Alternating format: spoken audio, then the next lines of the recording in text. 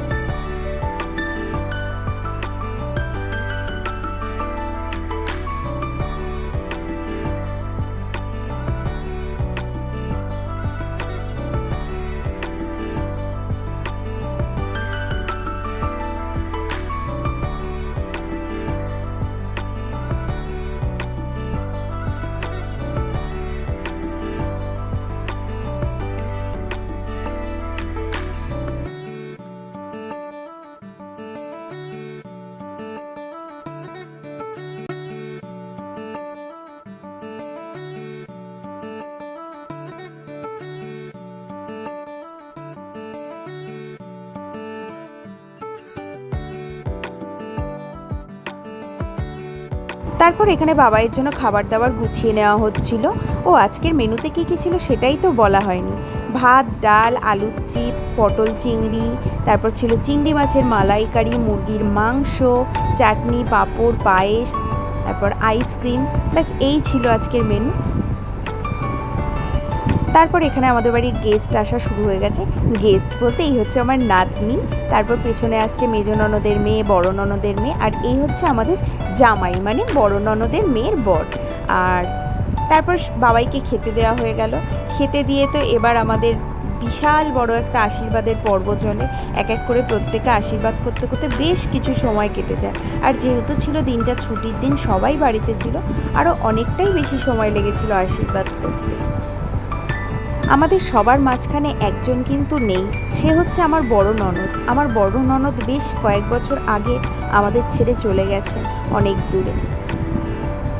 তো এই দিনগুলোতে যখন আমরা সবাই একসাথে হই তার কথা প্রচণ্ড মনে পড়ে, কিন্তু কি করা যাবে, সময়ের সাথে সাথে প্রত্যেককেই চলতে হয়, কিছুই থেমে থাকে না, আমাদের সব কিছুটাই মানিয়ে নিয়েই চলতে হয়। তো যাই হোক, দেখতে থাকো ভিডিওটা, আশা করি তোমাদের ভালোই লাগবে।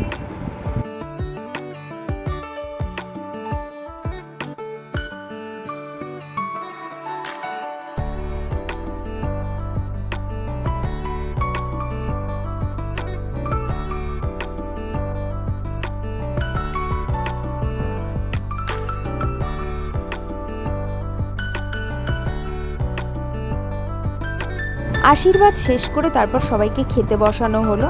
এখানে অনেকটাই বেলা হয়ে গেছে খেতে দিতে, তাও কিছু করার নেই, যেহেতু পরপর এতগুলো লোক আশীর্বাদ করে তার জন্য অনেকটা দেরি হয়ে যায়। আর আমার মেজ ননদ পরে এসছে বলে মেজ ননদ আর মেজ নন্দাই পরে আশীর্বাদ করছে, সবাই খেতে বসে গেছে ওইদিকে।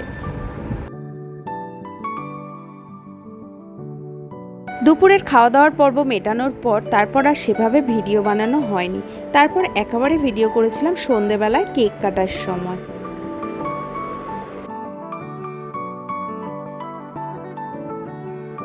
তো আজকে সারাদিনের ভিডিওটা তোমাদের কেমন লাগলো অবশ্যই কমেন্ট করে জানিও, ভালো লাগলে একটা লাইক করে দিও।